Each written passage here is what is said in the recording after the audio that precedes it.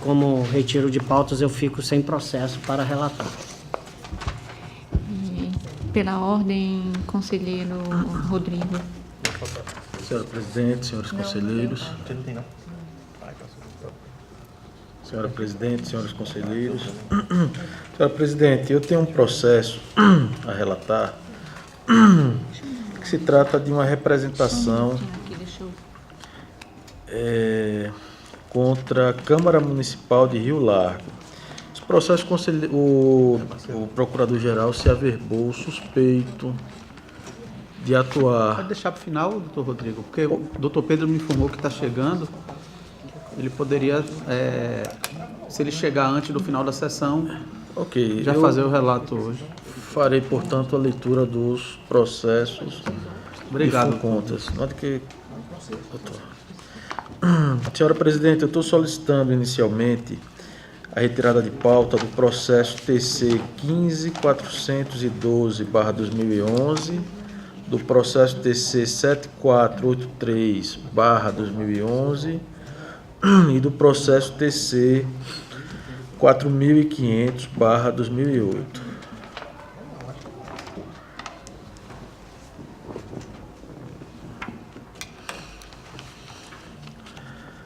Retirada de pauta ou adiamento? Retirada mesmo. Retirada de pauta.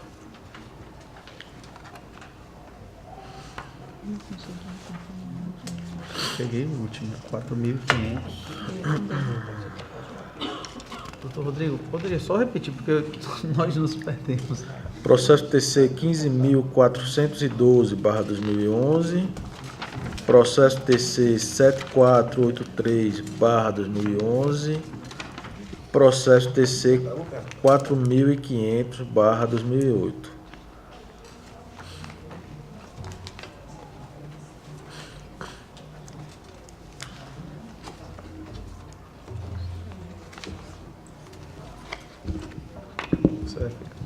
Secretário. Dando sequência, portanto, ao julgamento, Excelência, eu tenho inicialmente 2 processos de aplicação de multa em razão da omissão no envio de remessas de informações ao SICAP, assim como documentos relacionados ao calendário de obrigações.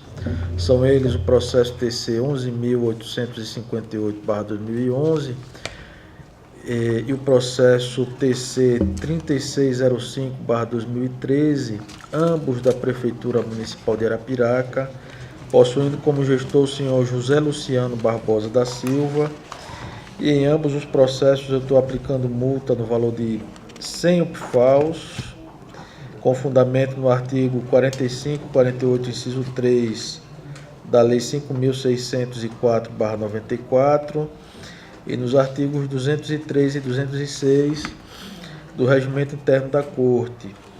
Conceder prazo de 5 dias contados a partir do recebimento do AR para que encaminhe ao SICAP a respectiva obrigação, em conformidade com o artigo 2º caput da Instrução Normativa 002/2010, sob pena de aplicação de nova multa. Voto também por cientificar o gestor do inteiro teor desta decisão, para que proceda no prazo máximo de 15 dias, após o trânsito em julgado, ao pagamento de multa que lhe foi imposta por este tribunal. Voto por alertar de que o não pagamento da multa no prazo fixado implicará em comunicação à Procuradoria-Geral do Estado para posterior ajuizamento da competente ação de execução e, por fim, em cientificar a direção do FUNCONTAS para o cumprimento desta deliberação. Aí como eu voto, senhora presidente? Com a palavra o Ministério Público. Senhor conselheiro, só um esclarecimento. Esses 2 processos tratados, eles não houve apresentação de defesa, é isso? Houve notificação do gestor, não houve apresentação de defesa e sem tramitação pelo Ministério Público. Ok. Tendo em vista a ausência de apresentação de defesa, apesar da regular notificação do gestor responsável, dos gestores responsáveis, o Ministério Público opina pela aplicação das penalidades. Em discussão os processos. Em votação. Conselheiro Sérgio. Acompanho o relator, senhora presidente. Conselheiro Otávio. Com o relator, presidente. Conselheira Maria Cleide. Acompanho o relator, presidente. Conselheiro Fernando. Acompanho o relator, senhora presidente. Aprovados. Senhora presidente, tem mais dois processos de FUNCONTAS, nesse caso por envio intempestivo de documentos previstos no calendário de obrigações. São eles o processo TC 17.836/2011, da Prefeitura Municipal de Messias, possuindo como gestora a senhora Vânia Brandão Maia de Almena, e o processo TC 18.160/2011, da Prefeitura Municipal de Rio Largo, tendo como responsável o senhor Antônio Lins de Souza Filho. Ambos os processos, apesar de devidamente notificados, os gestores não apresentaram defesa, razão pela qual não tramitaram pelo Ministério Público de Contas. Ante os postos, eu estou votando no sentido de aplicar multa no valor de 100 UPFAUs, com fundamento os artigos 45 e 48, inciso 3, da Lei 5.604/94, em cientificá-los do inteiro teor desta decisão, em alertar de que o não pagamento da multa no prazo fixado poderá implicar em execução a ser promovida pela Procuradoria-Geral do Estado e cientificar a direção do FUNCONTAS para o cumprimento da deliberação. É como eu voto, senhora presidente. Com a palavra o Ministério Público. Do mesmo modo, tendo em vista que, apesar de regularmente notificados, os gestores responsáveis sequer apresentaram defesa, o Ministério Público opina pela aplicação das penalidades. Em discussão os processos. Em votação. Conselheiro substituto, doutor Sérgio. Acompanho o relator, senhora presidente. Conselheiro Otávio. O relator. Conselheira Maria Cleide. Acompanho o relator, senhora presidente. Aprovados. Senhora presidente, agora tenho mais 14 processos, todos eles eu estou acolhendo a prescrição quinquenal, ex officio, determinando o arquivamento dos autos. São eles os processos TC 13.268/2005, oriundo da Prefeitura Municipal de Bateguara, possuindo como responsável a senhora Eudócia Maria Holanda de Araújo Costa, os processos TC 0010/2007, 6437/2007, 9004/2006, todos eles oriundos do LIFAL, tendo como gestor o senhor Paulo Lima Silva, os processos TC 6425/2007, 6427/2007, 6428/2007, 6421/2007, todos eles da Diretoria de Teatro do Estado de Alagoas, de TEAL, possuindo como gestor o senhor Paulo José Braga de Góes, processo TC 593/2010, oriundo da CESAL, possuindo como responsável o senhor André Luiz Chaves Valente, processo TC 14.178/2009, oriundo da Prefeitura de Olho d'Água do Casado, possuindo como gestor o senhor Wellington Damasceno Freitas, processo TC 17.539/2011, da Prefeitura Municipal de São Miguel dos Campos, possuindo como responsável a senhora Rosiane Santos, processo TC 17.652/2011, da Prefeitura Municipal de Rio Largo, tendo como responsável o senhor Antônio Lins de Souza Filho, processo TC 18.175/2011, também da Prefeitura Municipal de Rio Largo, possuindo como gestor o senhor Antônio Lins de Souza Filho, e, por fim, o processo TC 18.142/2011, da Prefeitura Municipal de Murici, possuindo como responsável o senhor Remi Vasconcelos Calheiros. Em todos eles eu estou acolhendo ex officio a prescrição quinquenal, estou determinando o arquivamento dos autos, estou votando por dar conhecimento aos respectivos gestores, remeter cópia integral à Corregedoria da Corte e publicar as presentes decisões, senhora presidente. Com a palavra o Ministério Público. Senhora Presidente, o Ministério Público se manifesta favoravelmente ao reconhecimento ex officio da prescrição nos presentes processos. Em discussão. Em votação. Conselheiro substituto, doutor Sérgio. Acompanho o relator, senhora presidente. Conselheiro Otávio. O relator. Conselheira Maria Cleide. Acompanho o relator. Aprovados. Senhora presidente, tem mais um processo de representação. Nesse caso daqui, o doutor Enio, ele se encontra impedido, suspeito, para atuar.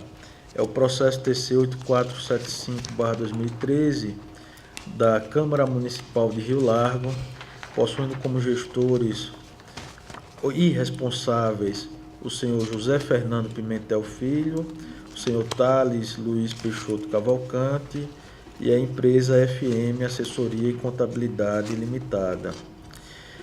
Cuida-se de representação formulada pela sociedade MF Contabilidade, Assessoria e Consultoria Limitada, legalmente representada por seu sócio-gerente, senhor Moacir José Silva Bernardes, por meio da qual noticia a prática de irregularidade no processamento do pregão presencial SRP 001/2013, oriundo da Câmara Municipal de Rio Largo, consistente na falha na descrição do objeto da licitação.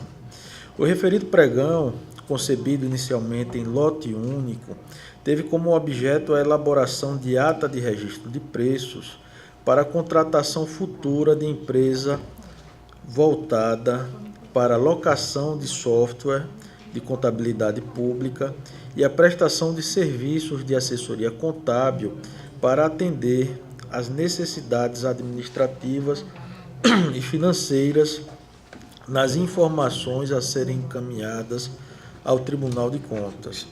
Na sequência, a Câmara Municipal lançou o edital retificador com o propósito de desmembrar o objeto em 2 lotes, conforme informações colhidas no anexo 2 do edital, as folhas 99, acolhendo ao recurso administrativo interposto pelo ora representante.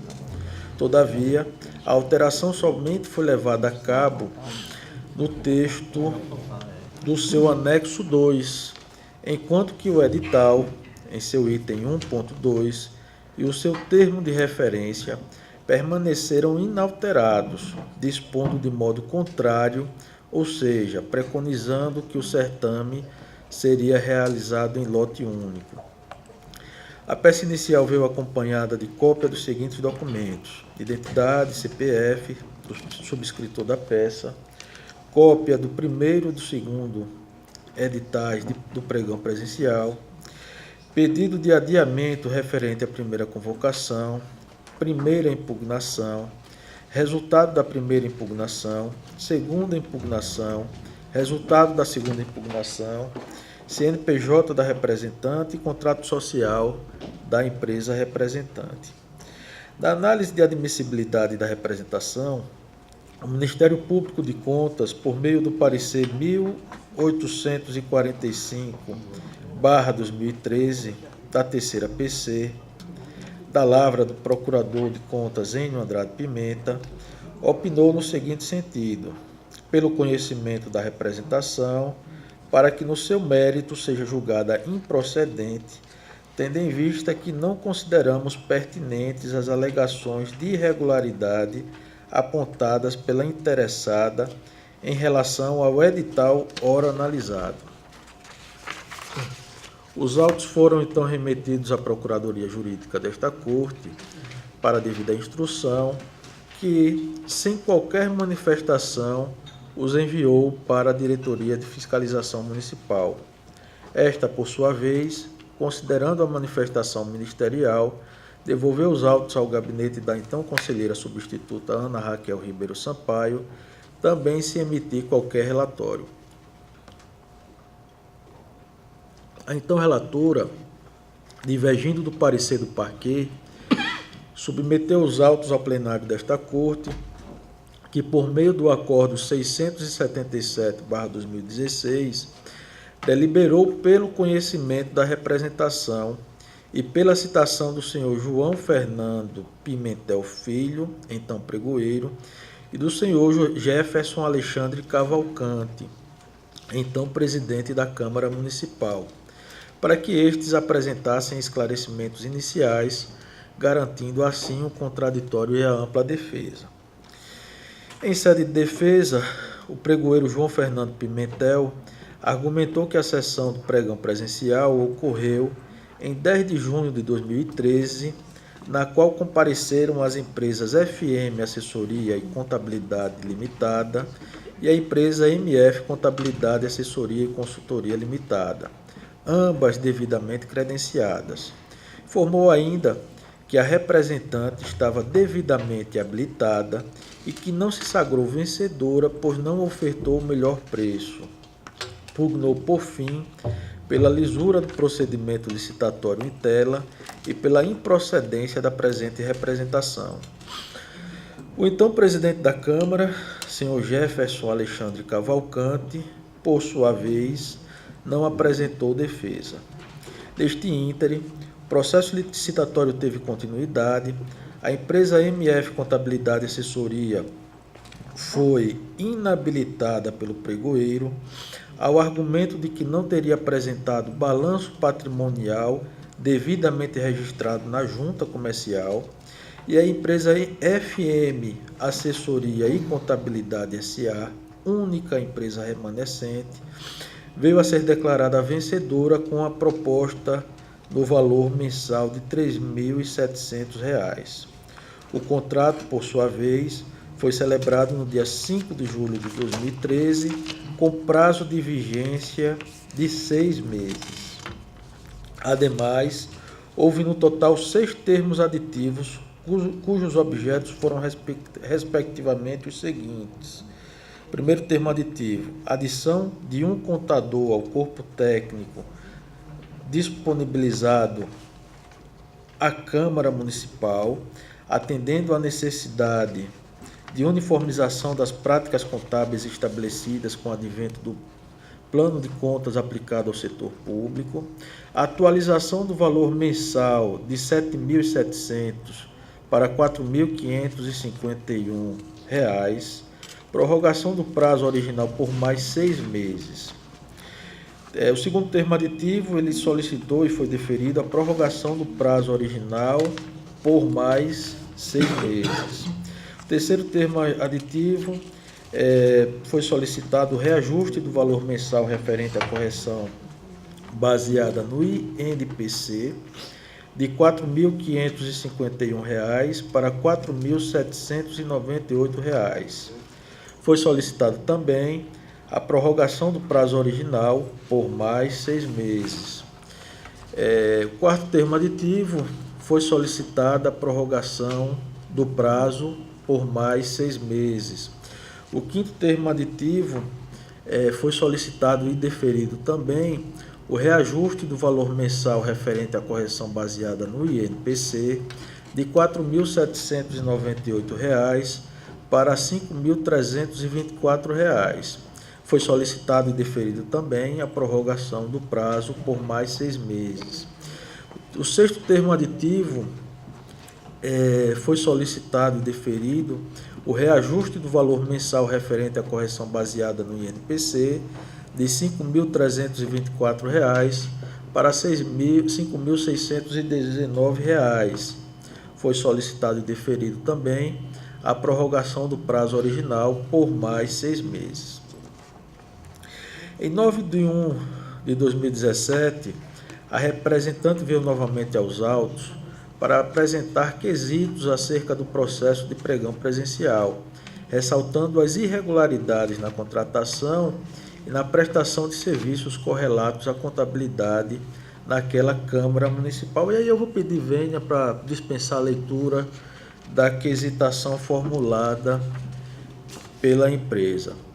Os autos retornaram ao Parquê de Contas, tendo o procurador Enio Andrade Pimenta, desta vez, se averbado suspeito para atuar no feito, e o seu substituto, por meio do despacho 110/2017, da lavra do procurador Gustavo Henrique de Albuquerque Santos, pugnou pelo arquivamento do feito, considerando uma suposta perda do objeto, ao palio de que o pedido formulado na denúncia, que era de sobrestamento da licitação, não poderia mais ser atendido, visto que a mesma já teria se encerrado.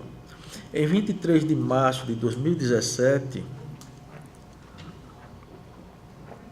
a representante requereu a juntada de questionários de autoria do promotor de justiça da 2ª Promotoria de Rio Largo, dirigido ao presidente da Câmara daquele município, acerca de informações sobre o processo licitatório aqui analisado.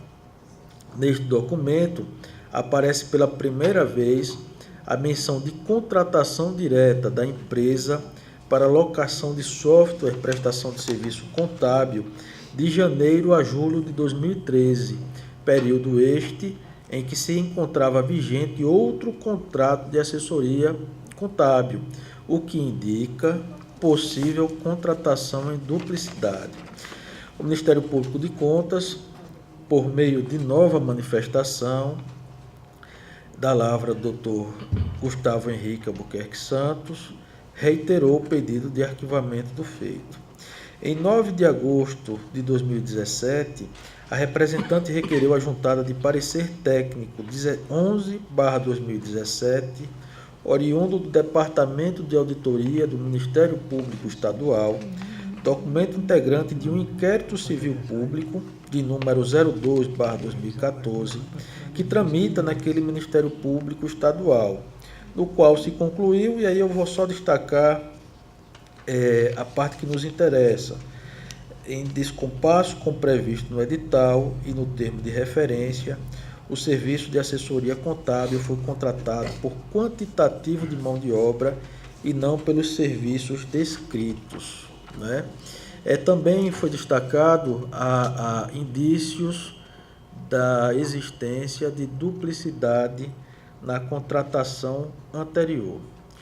O representante veio aos autos em 2 de outubro de 2017 para trazer novas informações quanto à execução do contrato, destacando a celebração de um termo aditivo, aumentando o valor do contrato para R$ 4.551, em virtude da necessidade de se disponibilizar mais um contador para prestar o serviço e para a supressão de obrigações da contratada no primeiro termo aditivo de prorrogação do contrato firmado. Tal modificação causou um acréscimo de 23% no valor do contrato, conforme se verifica as folhas 266 do processo TC 2185/2017. A representante pugnou novamente pela anulação do pregão presencial aqui discutido. Aportando os autos no gabinete deste conselheiro, em 14 de setembro de 2017, considerando que o julgamento da presente representação poderia repercutir tanto na esfera jurídica do gestor da Câmara Municipal durante o exercício financeiro de 2013, quanto da empresa vencedora do certame, foi determinada a citação destes, respectivamente na pessoa do senhor Thales Luiz Peixoto e da Sociedade Empresária FM Assessoria e Contabilidade SS Limitada, para apresentar defesa. Em 24 de 10 de 2017, o senhor Thales Luiz Peixoto apresentou defesa, na qual alegou que a empresa contratada teria apresentado a proposta mais vantajosa na licitação. Alegou ainda que o inquérito civil público de número 02/2014 teria sido arquivado por improcedência e descabimento da denúncia. Requereu, então, o arquivamento do feito. A defesa veio acompanhada de documentos como CPF do representado, que eu vou dispensar a leitura. Em 26 de outubro de 2017, a empresa FM Assessoria Contabilidade Limitada apresentou defesa na qual alegou que venceu o pregão presencial em 2013 por ter realizado a proposta mais vantajosa para aquela Câmara Municipal. Também é defesa da empresa, na mesma linha da defesa apresentada pelo presidente da Câmara. Alegou ainda que o inquérito civil público havia sido arquivado pelo Ministério Público Estadual, afirmou que em tempo algum houve participação fraudulenta ou qualquer forma de negligência por parte da empresa licitante vencedora. Requereu, por fim, o arquivamento do feito. É importante salientar que as folhas 23/26 de sua defesa, a empresa FM Assessoria e Contabilidade Limitada apresenta documentos que citam ter a mesma sido contratada de forma direta pela Câmara Municipal durante o período compreendido entre janeiro e julho de 2013. É impossível duplicidade. Em seguida, em 17 de novembro de 2017, a representante veio aos autos, mediante a juntada de certidão, a informar que, ao contrário do que afirmou o senhor Thales Luiz Peixoto e a empresa FM Assessoria Contabilidade Limitada, o inquérito civil público jamais foi arquivado pelo Ministério Público Estadual e ainda se encontra em tramitação. Em seguida, o Ministério Público de Contas, por meio do despacho 199/2017, da lavra do procurador Gustavo Henrique Albuquerque Santos, reiterou o parecer número 1845/2013 e impugnou pelo arquivamento do feito pela perda superveniente do objeto. É o relatório, senhora presidente. Com a palavra o Ministério Público. Excelência, o que me consta dos autos é Bom que dia, Marcos. Tudo bem. existiram várias manifestações ministeriais e diferentes procuradores. No primeiro momento, a manifestação se deu um juízo de admissibilidade e entendia que a representação ela tinha dois objetivos, dois fundamentos, melhor dizendo. O primeiro fundamento é que os serviços tinham natureza distintas e não poderiam estar unificados em lote único, né? Trata-se, por exemplo, de serviços de locação, na verdade, uma assessoria contábil e a locação de software. E aí, um outro ponto seria a questão da obscuridade e confusão na redação do edital. O procurador Gustavo Santos entendeu que, tendo se limitado o representante a pedir a suspensão do certame, e isso ocorrera em 2013, e o contrato foi assinado no final de 2013, na verdade, a representação trata de junho de 2013, o contrato foi assinado em julho de 2013, entendeu pela perda superveniente do objeto, em razão de que o contrato teria sido assinado e a representação teria sido interposta em razão unicamente visando a suspensão do certame. Por outro lado, há também manifestação que, ainda que assim não se entenda pela superveniente perda do objeto, a manifestação ministerial, pugnando pela improcedência no mérito dessa representação, tendo em vista que a própria administração cuidou em separar os serviços em lotes distintos, o fez licitando para alocação de software de contabilidade pública e separadamente para assessoria contábil, não se vislumbrando também a eventual obscuridade ou confusão na intelecção das redações editalícias. Então, por esses motivos, excelências, preliminarmente o Ministério Público ele entende pela perda superveniente do objeto e, caso assim não se entenda, superada essa preliminar, pela improcedência da representação, forte nos argumentos já aduzidos. Senhora presidente, eu enfrento a preliminar e eu gostaria se fosse possível, de colocar em votação a preliminar de perda do objeto. Eu ultrapasso a preliminar, eu entro no mérito da contratação, eu vislumbro várias irregularidades, tanto na contratação, quanto no edital, quanto na execução, e, todavia, eu estou enfrentando a preliminar, discordando com a devida vênia do Ministério Público de Contas. E, se fosse possível, a gente colocaria em votação para evitar, caso venha a se tornar vencedora a preliminar de perda do objeto, evitaria a leitura do restante do voto, que é longo. O voto tinha 33 páginas, eu saí enxugando, ficou com 23 laudas. Então, eis a preliminar. O Ministério Público de Contas, no parecer de número 1845/2013, do despacho de número 199/2017 e no despacho de número 137 também de 2017, opinou pelo arquivamento do feito em consequência da perda do seu objeto, considerando que o pedido inicial da representante, isto é, pedido de suspensão cautelar do pregão presencial, não mais poderia ser acolhido, dada a avançada fase em que se encontrava o certame. Entendo, data vênia, que o argumento ministerial não deve ser acolhido, porque na análise realizada nos processos de denúncia/representação, o Tribunal de Contas não fica adstrito aos termos do pedido formulado pelo denunciante, diferentemente do que ocorre no processo judicial. Mas a apuração dos fatos noticiados.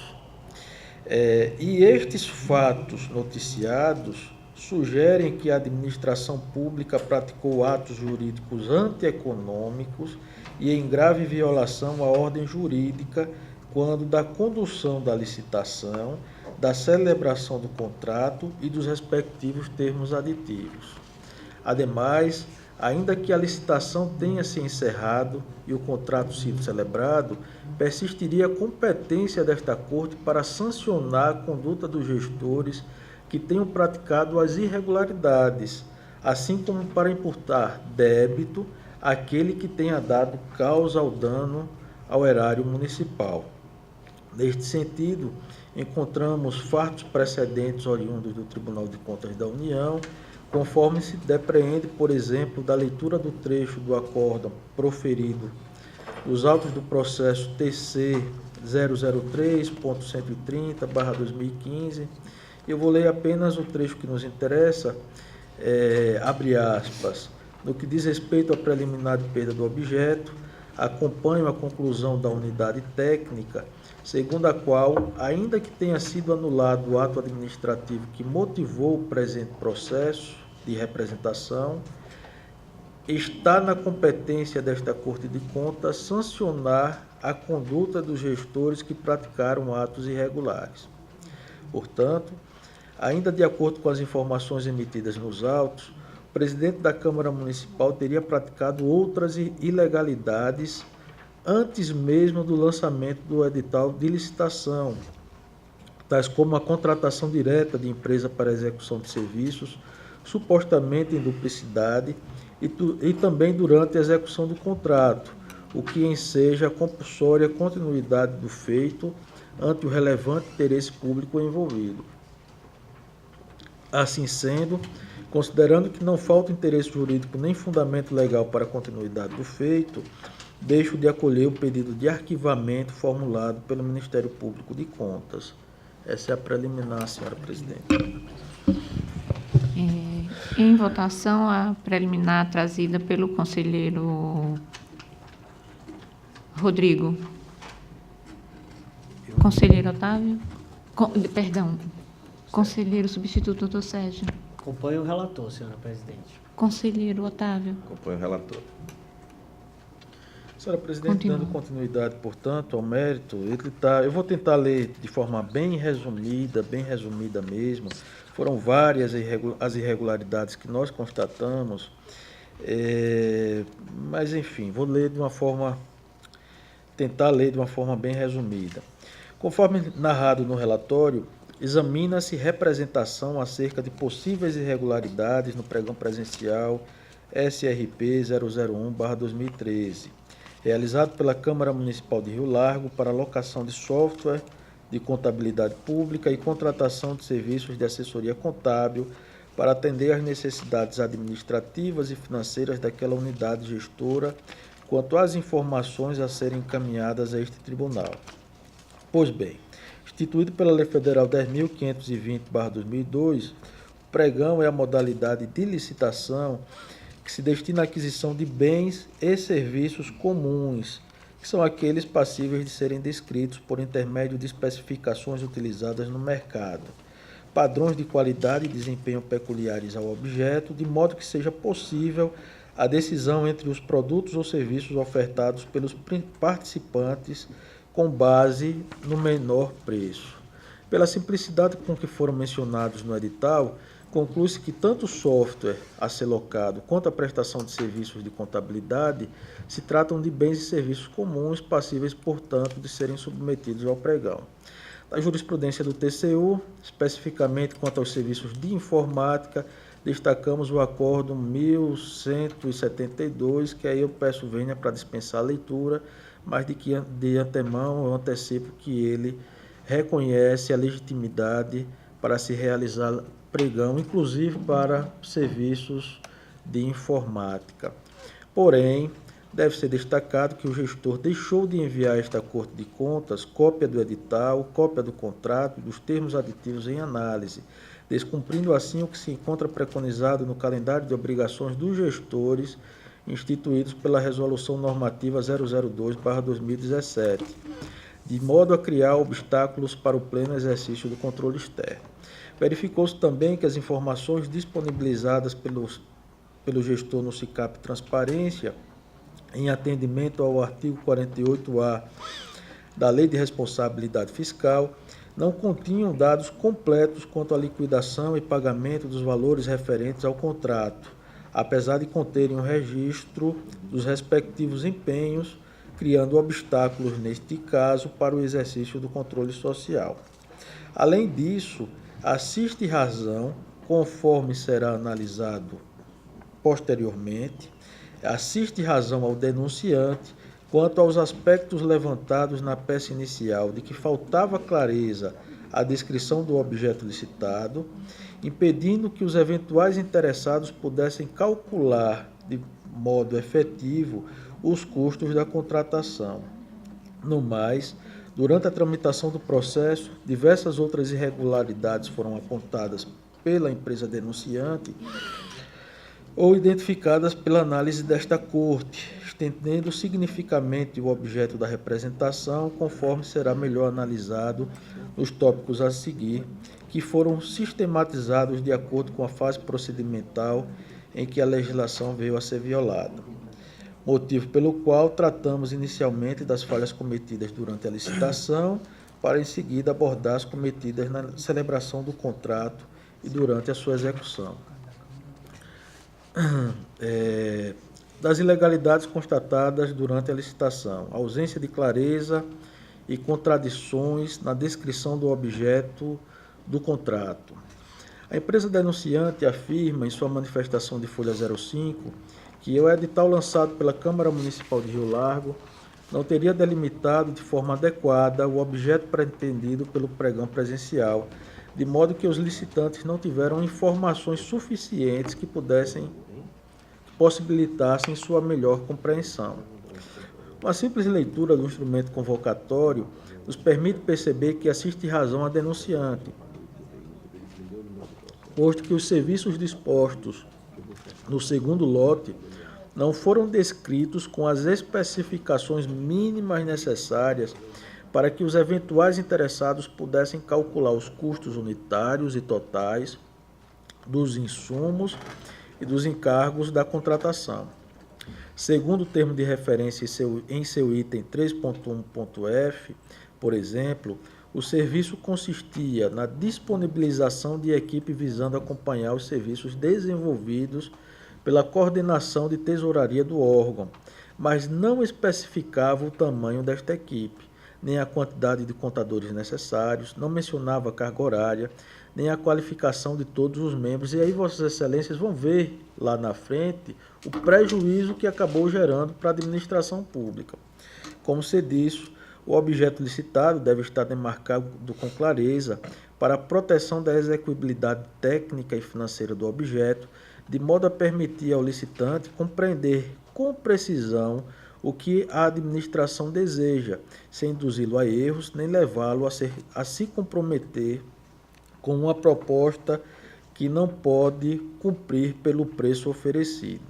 Aí, nesse sentido, transcrevemos expressivos precedentes do TCU, que eu peço vênia apenas para ler o primeiro, abre aspas, que se trata de uma recomendação no sentido de adotar providências para se garantir a clareza e a objetividade na redação de editais de licitações, de forma a não suscitar dúvidas em sua interpretação.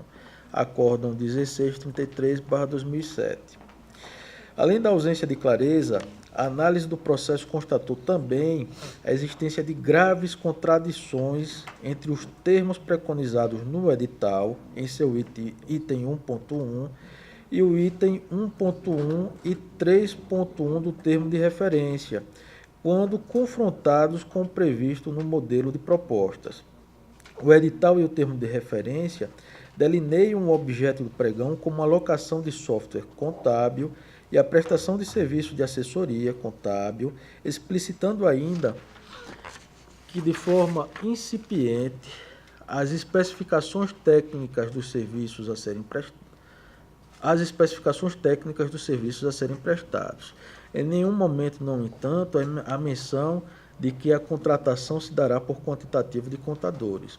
Já o modelo de proposta traz o item assessoria e consultoria contábil como algo quantificável, abrindo margem para a interpretação de que a contratação seria realizada pelo critério mencionado, que é negado pelo edital e o termo de referência.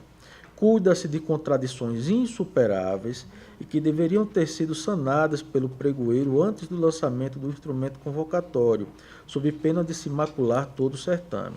Tal entendimento encontra-se sedimentado na jurisprudência, no sistema de controle externo dos tribunais de contas, e eu peço vênia para dispensar a leitura da jurisprudência. O segundo ponto, segundo achado da análise, está relacionado com a indevida inabilitação da licitante pela não apresentação de balanço patrimonial registrado na junta comercial. A representante noticia também teria sido indevidamente inabilitada pelo pregoeiro após a abertura das propostas ofertadas para o primeiro lote, durante a sessão de julgamento ocorrida no dia 10 de junho de 2013, sob o fundamento de que teria deixado de apresentar seu balanço patrimonial devidamente registrado ou publicado, nos termos abaixo transcritos. A empresa inabilitada comprovou que se enquadrava como microempresa, optante do Simples Nacional, e, quanto a este aspecto, insta a esclarecer que o artigo 27 da Lei Complementar 123/2006, que instituiu o Estatuto Nacional da Microempresa e da Empresa de Pequeno Porte, dispõe que estas, quando optantes do Simples Nacional, poderão adotar contabilidade simplificada para os registros e controle das operações realizadas. Abre-se aspas. Artigo 27. As microempresas e empresas de pequeno porte, optantes pelo Simples Nacional, poderão opcionalmente adotar contabilidade simplificada para os registros e controles das operações realizadas. Posteriormente, a resolução CFC número 1418, que aprovou o ITG 1000, modelo de contabilidade para microempresas e empresas de pequeno porte, em seu item 26, conceituou que venha a ser contabilidade simplificada, abre-se aspas. A entidade deve elaborar o balanço patrimonial, a demonstração do resultado e as notas explicativas ao final de cada exercício social. Quando houver necessidade, a entidade deve elaborá-los em períodos intermediários. Segundo a melhor doutrina, aqui representada por Marçal Justem Filho, e aqui eu vou pedir vênia apenas para ler a parte que nos interessa, abre-se aspas, nem muito menos seria possível exigir que o sujeito comprove o regular registro do livro contábil na junta comercial ou outro órgão. O licitante tem de apresentar o balanço e as demonstrações contábeis elaboradas de acordo com as regras próprias. Poderá exibir uma cópia autenticada ou uma via original ou a publicação realizada na imprensa. Não há motivo razoável para negar-se a validade da exibição de um extrato dos documentos contábeis contendo balanço e demais informações devidamente assinado pelo representante legal da empresa e de seu contador. Fecha-se aspas. Assim sendo, não vislumbro necessidade de se apresentar balanço patrimonial registrado na junta comercial como condição para participar do certame, pois pelo exposto observa-se que a legislação citada anteriormente não prevê a necessidade de arquivo do mesmo no registro do comércio das demonstrações contábeis propriamente ditas. Desse modo, concluo que a inabilitação ocorreu de forma indevida e restringiu o caráter competitivo da licitação. Entendo, ademais, pela aplicação de multa ao pregoeiro, tendo em vista esta ilegalidade perpetrada na condução do certame. O terceiro achado da nossa análise está relacionado a falhas na realização da pesquisa de mercado. E aqui vou ler bem resumidamente. Na verdade, eles fizeram uma pesquisa de preço com base apenas em 2 empresas, quando a prática sugere que ao menos 3 empresas sejam consultadas, né? Salvo situação excepcional devidamente justificada pelo gestor, que não ocorreu nos autos. Essa é mais uma inconsistência apresentada. As falhas relacionadas à celebração do contrato. A contratação de objeto diverso do previsto no edital. Pois bem, verificou-se também que a celebração do contrato referente ao lote 2, que é a assessoria contábil, que possuía como objeto os serviços de assessoria contábil, ocorreu por quantitativo de contadores, condição esta não especificada nem exigida pelo edital de abertura do certame. Conforme se delineou nos tópicos acima, o instrumento convocatório carecia de clareza, porém, nenhum de seus itens preconizava que a contratação se daria por quantitativo mínimo ou máximo de contadores.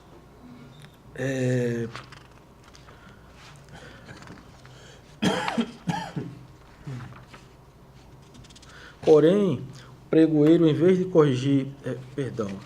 tem uma parte. Todavia, o seu anexo 2, ao apresentar o modelo como a proposta deveria ser formalizada, destoando, contradizendo completamente os preceitos do edital, continha quadro específico prevendo o quantitativo de contadores a serem disponibilizados. Aquela contradição que eu mencionei inicialmente entre o edital, o termo de referência e o modelo de proposta que estava disposto para os licitantes. Porém, em vez de corrigir a contradição, o pregoeiro assumiu a responsabilidade de dar continuidade àquela licitação, aceitando proposta em desacordo com os termos do edital que deve prevalecer, mas que deveria ter sido desclassificada conforme a inteligência do inciso 7º do artigo 4º da Lei 10.520.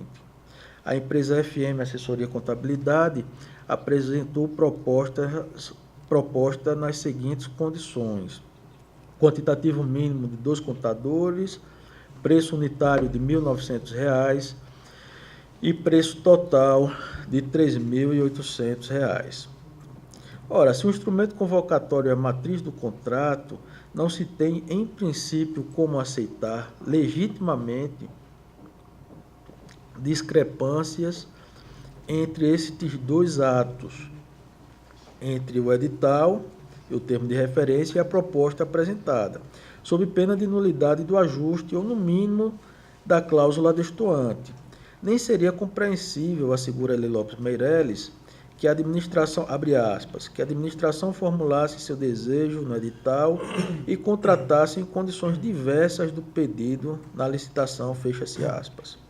Por várias vezes, assim também decidiu o Tribunal de Contas do Estado de São Paulo, conforme se deixa entrever Antônio Roque Cittadini, ao citar na nota 364, pé de página, jurisprudência daquela Corte de Contas, os processos TC 674, enfim, vários processos com esses precedentes. A condenação pela desatenção a este princípio também é precisada nos acórdãos do Tribunal de Contas do Estado do Paraná e do Tribunal de Contas da União, acórdão proferido no processo TC 650.076/95-8. Desse modo, a aceitação de proposta por quantitativo de contadores, quando não havia previsão desta condição no edital, configura irregularidade insanável praticada pelo pregoeiro, ato que maculou o contrato posteriormente firmado. O achado seguinte, senhores conselheiros, está relacionado à alteração bilateral do contrato e à existência de dano ao erário municipal. Pois bem, dentro do prazo de 6 meses da celebração do contrato, as partes assinaram consensualmente o seu primeiro termo aditivo, objetivando alterar a quantidade de contadores que seriam disponibilizados pela Câmara Municipal de Rio Largo, que passaria de 2 para 3, gerando um aumento no custo mensal no importe de R$ 851. A Lei 8666, no entanto, traz em seu artigo 65, inciso 2, as possibilidades de alteração do negócio jurídico pelo acordo entre as partes, desde que lhe seja favorável e esteja devidamente justificada pela administração pública. Eu peço vênia para dispensar a leitura do artigo 65, inciso 2. A doutrina também menciona outras hipóteses que não estão contempladas na legislação de regência, as quais se legitimariam em situações excepcionalíssimas e anômalas, não previstas pelos contratados, como soante esclarecem as lições do professor Celso Antônio Bandeira de Mello. Abre-se aspas. Embora a lei não diga, entendemos que, por mútuo acordo, caberia ainda modificação efetuada acima dos limites previstos no parágrafo 1º do artigo 65, se ocorrer verdadeira e induvidosamente alguma situação anômala, excepcionalíssima, ou então perante as chamadas sujeições imprevistas, isto é, quando dificuldades naturais insuperáveis se antepõem à realização da obra ou serviço, exigindo tal acréscimo. Fecha-se aspas.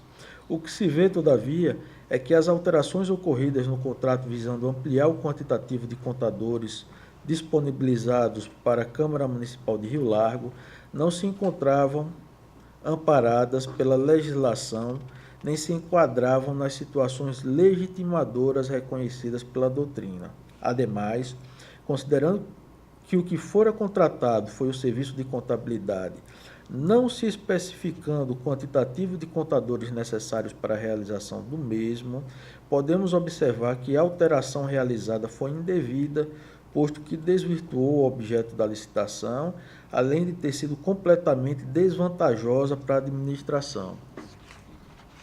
Dessa forma, resta evidente que o acréscimo pecuniário que se sucedeu gerou um dano àquela municipalidade no importe mensal de R$ 851, que se perpetrou pelo período correspondente a 36 meses e que deve ser restituído ao erário municipal com suas devidas correções. O achado seguinte está relacionado à ausência de designação de um gestor do contrato. Também vou dispensar a leitura, resumidamente, o artigo 67 preconiza a necessidade de se estabelecer, de se designar um gestor do contrato, nessa relação jurídica que se dá entre administração pública e contratado, a fim de fiscalizar melhor a realização deste contrato, né? O achado subsequente, também de menor peso jurídico, está relacionado à ausência de previsão de dotação orçamentária no instrumento contratual, em violação ao artigo 7º, parágrafo 2º, inciso 3, parágrafo 3º e artigo 38 da Lei 8666. Também vou dispensar a leitura desse achado. Em seguida, nós verificamos as prorrogações contratuais de forma indevida, né, sem a comprovação da vantajosidade para a administração pública. Verificamos